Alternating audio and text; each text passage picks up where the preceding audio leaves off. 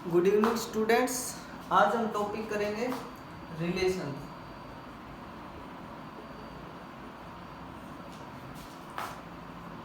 Class 11 किसके बारे में डिस्कस करेंगे भैया? हम आज रिलेशन के बारे में। तो डेफिनेशन है, let A and B are two non empty set. Non empty का मतलब उनके अंदर कुछ ना कुछ क्या है भाई आपके पास एलिमेंट है। तो देन एनी सबसेट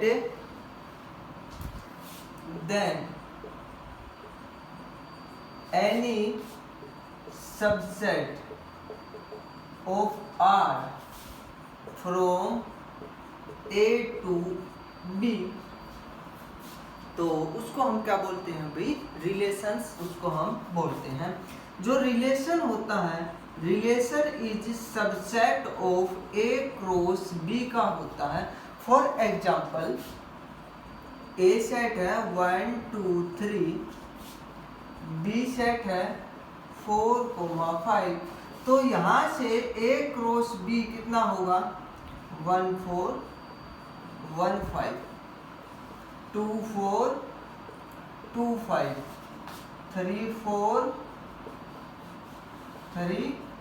ये रिलेशन आपके A क्रॉस B। अब हम यहाँ से अगर कोई भी ऑर्डर्ड पेयर उठाते हैं, क्या उठाते हैं भाई? कोई भी ऑर्डर्ड पेयर उठाते हैं तो वो बिलोंग किस में करता है? A क्रॉस B में। तो रिलेशंस, तो इट मीन्स मान लिया कि अपने पास एक A और B ये है और आपको ये रिलेशन बता दिया, 1 3 का, 1 4 का और 1 किसने का है? 5 का है। आपको A और B ये है और रिलेशन ये है कि आपको चेक करना है कि ये जो रिलेशंस गिवन है क्या वो आपको देखो भी A क्रॉस B के अंदर आएगा या नहीं आएगा।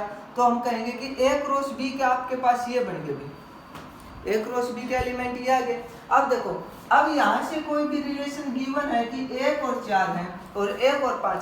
1 और 4 किसके अंदर लाई करता है? A क्रॉस B के अंदर करता है। 1 और 5 किसके अंदर लाई करता है? A क्रॉस B के अंदर लाई करता है। तो इट मीन्स जो रिलेशन होता है आपके पास, relation is the subset of किसका होता है भाई? आपके पास A क्रॉस B का होता है। रिलेशन किसका सबसेट होता है भाई? आपके पास A क्रॉस B का आपके पास होता है। जैसे मैं एक एग्जांपल ले रहा हूं, इससे और क्लियर हो जाएगा। R X Y such that x, y belong to n और y बराबर कितने का है भाई? आपके पास x क्यूब का है। किसका है भाई? आपके पास x क्यूब का है। तो अगर मैं x को कितना रखता हूँ? 1 रखता हूँ, क्योंकि पहले x और y ऑर्डर पेयर x में 1 रखने पर 1 आएगा, 2 रखूंगा तो कितना आएगा? 8 आएगा, 3 रखने पर 27 आएगा, 4 रखने पर कितना आएगा? 64। अब तो ये चलता रहेगा भाई रिलेशन आपके पास। तो ये है भाई कि डेफिनेशन के अकॉर्डिंग जो रिलेशन होता है वो क्या होता है? A क्रॉस B का क्या होता है भाई? आपके पास सबसेट आपके पास होता है। अगर रिलेशंस को मैं इसके अंदर लिख देता हूं तो ये बढ़ेगी भाई आपके पास इसकी रोस्टर फॉर्म। क्या बनेगी भाई? ये आपके पास है रोस्टर फॉर्म, जो हमने सेट में पढ़ा था। रोस्टर फॉर्म क्या होती है? तो रोस्टर फॉर्म का मतलब एलिमेंट के रूप में रिप्रेजेंट करना। फिर आपके पास इसके बाद आ जाएगी सेट बिल्डर फॉर्म। क्या आ जाएगी भाई? आपके पास सेट बिल्डर फॉर्म, यानी कि उसको एक फार्मूला के द्वारा रिप्रेजेंट करना। ये क्या बोली जाएगी भाई? आपके पास सेट बिल्डर फॉर्म आपके पास बोली जाएगी। क्या बोली जाएगी आपके पास स्टूडेंट्स? सेट बिल्डर फॉर्म आपके पास बोली जाएगी। अब हम इसी को क्या कर सकते हैं? बाय एरो डायग्राम के द्वारा भी दर्शा सकते हैं। किसके द्वारा दर्शा सकते हैं? Arrow diagram. फॉर एग्जांपल यही अपने पास 1 2 1 1 2 8 3 27 4 64। तो ये हो गया भाई आपके पास फर्स्ट, और ये ए सेट हो गया और ये बी। 1 2 3 4 क्यूब का है, 1 8 27 64 1 8 27 64। तो 1 को एक एरो के द्वारा रिप्रेजेंट कर देंगे, तो ये क्या बोला जाएगा इसका, बाई एरो डायग्राम के द्वारा आ जाएगी। अब इसी के अंदर हम डिस्कस करेंगे important topic domain and range relation के अंदर। टॉपिक तो अपना रिलेशन, अब करेंगे हम domain and range. Domain and क्या करेंगे भाई, हमें रेंज करेंगे। देखो जैसे मैंने ए सेट ले लिया 1 2 3 7 9 का, 1 2 3 7 9 का, और बी सेट है अपने पास 2 3 6 8 का, 2 3 6 8। और एक रिलेशन आपको बता दिया इसी के द्वारा, एक रिलेशन है आपके पास 1 2 2 3 1 2 2 3 3 3 7। ये आपके पास क्या है भाई, रिलेशन है। तो इसकी डोमेन एंड रेंज निकालनी है। तो देखो भाई ये सेट ए ले लेते हैं और ये कितना ले लिया हमने बी। 1 2 3 7 9 1 2 3 7 9 2 3 6 8 2 3 6 8। 1 2 के साथ है, 2 3 के साथ है, 3 3 के साथ है, 7 6 के साथ है भैया आपके पास। ठीक है भाई, तो जो रिलेशन होता है, रिलेशन के अंदर every first element of the ordered pair, every first element of the ordered pair is known as domain. क्या है भी वो, डोमेन। मान लिया कि हमने एग्जांपल लिया था कि सेट बिल्डर फॉर्म में y = x³ है, y = set of natural number के अंदर 1 2 3 4 तक ही ले लेते हैं कि y = कितना है आपके पास x³ के बराबर है। तो डोमेन को आप रिलेटेड करके चलेंगे कि डोमेन क्या होती है, एक प्रकार से इनपुट होती है। डोमेन क्या होती है भैया, एक प्रकार से इनपुट होती है। जैसे अगर हम किसी चीज के अंदर इनपुट नहीं करेंगे तो आउटपुट कैसे फाइंड आउट करेंगे उसका, क्या भाई, किसी भी चीज का आउटपुट कैसे। फॉर एग्जांपल कि कोई स्टूडेंट है कि हाफ ईयरली उसके एग्जाम होने, तो पहले क्या करेगा, उस सिलेबस को कवर करेगा, रिवीजन करेगा। अगर वो सिलेबस को कवर ही नहीं करेगा, स्कूल में नहीं जाएगा, तो वो एग्जाम कैसे देगा। इट मीन्स उसको कुछ ना कुछ इनपुट तो नहीं मिला। इनपुट नहीं मिला तो इसका मतलब वो आउटपुट अपने को नहीं देगा। क्या नहीं देगा, आप पूरा साल क्या करते हो, मेहनत करते हो, बोर्ड के एग्जाम देते हो, और उसमें कुछ ना कुछ क्या करते हो भैया, आप जो मेहनत है आपकी वो आपके पास क्या है, इनपुट है। उसी के अकॉर्डिंग तो जो आपके परसेंटेज आएगी, जो मार्क्स आएंगे, वो क्या बनेगी, आपकी एक आउटपुट बनेगी। तो इनपुट यानी कि एवरी फाइल इसके अकॉर्डिंग कि जब तक मैं x की वैल्यू यहाँ पर पुट नहीं करूँगा तो मैं y की वैल्यू गेट नहीं कर सकता। ठीक है, तो इसका मतलब क्या है कि आपके पास जो डोमेन होती है, तो every first element of the ordered pair, every यानी कि जो फर्स्ट एलिमेंट होता है आपके पास ऑर्डर्ड पेयर का, ठीक है भाई, वो आपके पास उसकी क्या बोली जाती है, डोमेन। क्या बोली जाती है, तो डोमेन। जो फर्स्ट सेट हो गए तो ये आपके पास क्या होगी भाई, डोमेन होगी। ठीक है भाई, डोमेन के बाद क्या है, रेंज है। जो डोमेन है, every second element is known as range. तो जिसके साथ डोमेन में मैच हुई है, क्या हुई है भाई, मैच हुई है, उसको हम क्या बोलेंगे, रेंज बोलते हैं। क्या बोलते हैं भाई, उसको हमें रेंज, उसको हमें बोलते हैं। ठीक है भाई, तो रेंज। अब एक चीज और बच गई, कोडोमेन। तो कोडोमेन जो होता है, जो सेकंड सेट होता है ना बाद वाला, ठीक है, तो उसको हम क्या बोलते हैं भाई, कोडोमेन। उसको हम क्या बोलते हैं, कोडोमेन, उसको हमें बोलते हैं।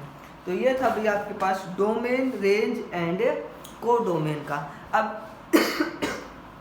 इसके बाद हम करेंगे type of relation. Type of relations 12th के अंदर भी काम आएगा भाई। टाइप ऑफ रिलेशंस अब हम डिस्कस करेंगे। देखो तो सबसे पहले आइडेंटिटी रिलेशन है। आइडेंटिटी को मैं बाद में कर लूंगा, पहले करते हैं हम universal relation.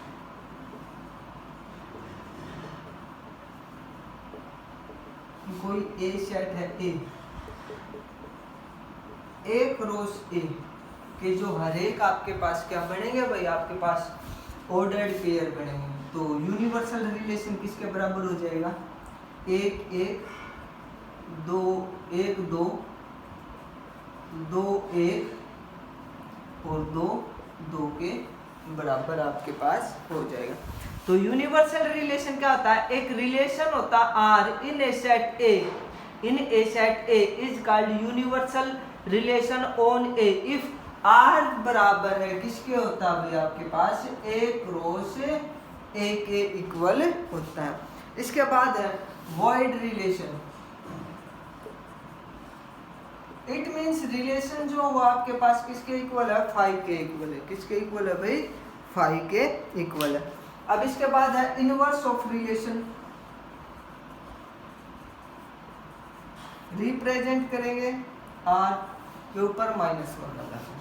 Inverse of relation क्या होता है, जैसे एक रिलेशन दे रखा है 1 2 2 3 3 4, जो आपके पास ऑर्डर्ड पेयर दे रखा उनका बस केवल आपको ऑर्डर चेंज करना। उनका क्या करना भाई, आपको ऑर्डर चेंज करना। तो वो उसका क्या बोला जाएगा, इनवर्स ऑफ रिलेशन। तो ये हो जाएगा 2 1 3 2 4 3।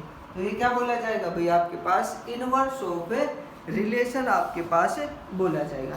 अब इसके बाद है भाई आइडेंटिटी। आइडेंटिटी के साथ हम करेंगे रिफ्लेक्सिव, सिमेट्रिक, ट्रांजिटिव। रिफ्लेक्सिव,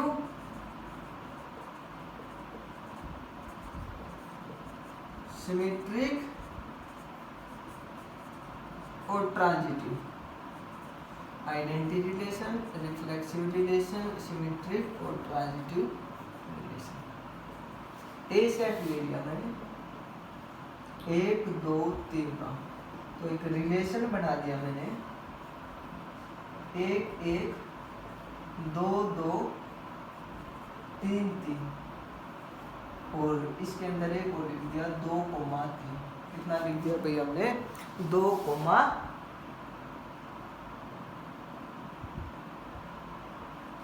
हाँ भाई। रिफ्लेक्सिव के अंदर आपके पास होता है कि कोई भी एलिमेंट ए लेंगे और वो बिलोंग किससे कर जाए, ए से। यानी कि इट मींस जो ए है वो बिलोंग करेगा ए क्रॉस ए के साथ करेगा। किसके साथ करेगा भैया, आपके पास ए क्रॉस ए का। तो कहने का मतलब ये है कि आइडेंटिटी का मतलब जो फर्स्ट एलिमेंट है वही आपके पास क्या होना चाहिए, सेकंड, यानी कि सेम एलिमेंट, यानी कि जो पेयरिंग चलेगी सेम की क्या चलेगी, आपके पास पेयरिंग चलेगी। तो उसको हम बोलते हैं आइडेंटिटी रिलेशन। रिफ्लेक्सिव में भी यही होता है, आपके पास ए बिलोंग टू आर करेगा। तो यहाँ पर आइडेंटिटी और रिफ्लेक्सिव रिलेशन के अंदर डिफरेंस कैसे पता चलेगा, देखो भाई 1 1 2 2 3 3 और कितना है 2 3। एक एक की पेयरिंग कोई सेट ए है तो उसके अब हर एक है, मान लिया कि 4 और होता तो 1 1 है, 2 2 भी है, 3 3 भी है, 4 4 नहीं है तो ये आपके पास रिफ्लेक्सिव नहीं है, ये आइडेंटिटी नहीं है आपके पास। तो जैसे ये है अपने पास ए सेट है 1 2 3 का, तो 1 1 का ऑर्डर पेयर है अपने पास, ठीक है भाई, 2 2 का भी है, 3 3 का भी है। तो ए बिलोंग टू आर हो गया। जो आइडेंटिटी में पढ़ा वही हमने किसके अंदर पढ़ा है भाई, रिफ्लेक्सिव के अंदर डिस्कस किया है। तो इसका मतलब अगर ऑर्डर्ड पेयर सेम के अलावा एक दो और एक्स्ट्रा बनते हैं, जैसे मैंने यहाँ पर लिख दिया 2 और 3, तो ये हो गया आपके पास रिफ्लेक्सिव।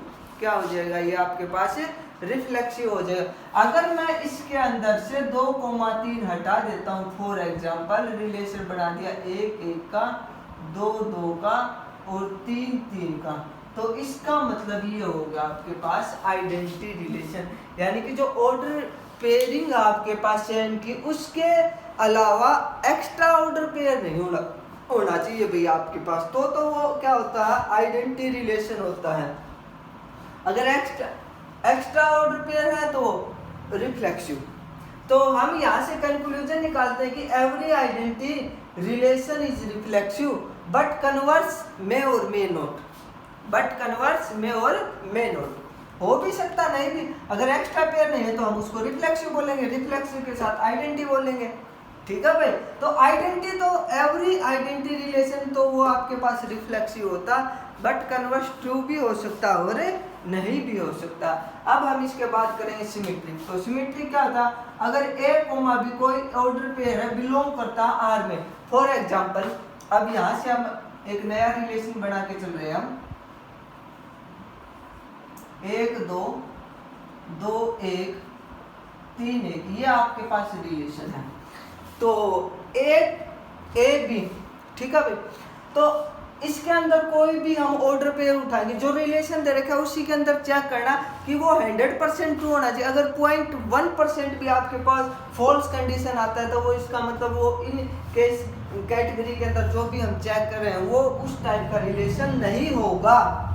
तो जैसे मैंने 1 2 ले लिया, तो हम लिखेंगे कि 1,2 बिलोंग कर रहा है में, तो इट इंप्लाइज क्या 2,1 भी बिलोंग कर रहा है में।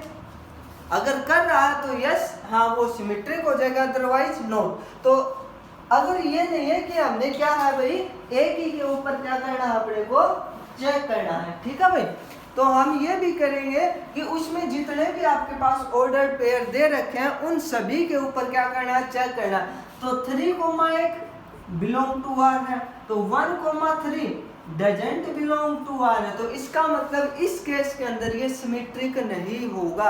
अगर मैं यही क्वेश्चन आपसे पूछूं कि चेक करें कि क्या ये एक सिमेट्रिक रिलेशन है, तो फर्स्ट केस से तो हम बता सकते हैं कि ये सिमेट्रिक है, लेकिन जब मैं 3,1 से चेक करता हूं तो वो सिमेट्रिक रिलेशन नहीं है, तो इट मीन्स ये सिमेट्रिक रिलेशन होगा ही नहीं, ठीक है भाई।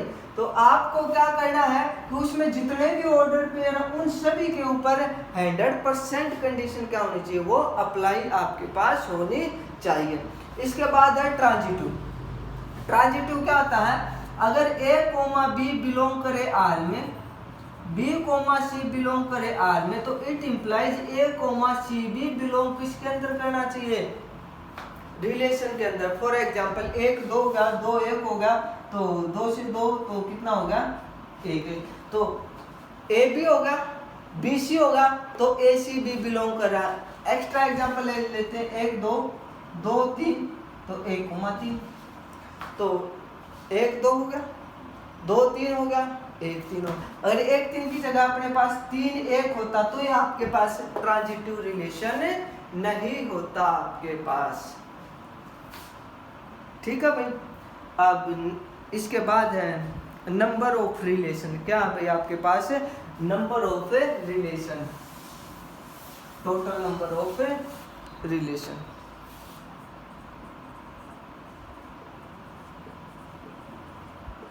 Total number of relation, a set है 1 2 3 का, बी सेट है 4,5 का, तो number of element in A 3 हो गए, number of element in B 2 हो गए। इसको मैं m के द्वारा रिप्रेजेंट कर दूं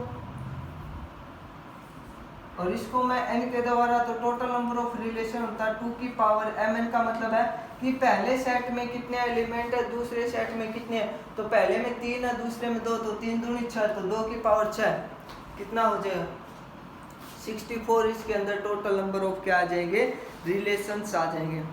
तो बाकी जो एक्सरसाइज है वो हम नेक्स्ट वीडियो के अंदर कवर करेंगे।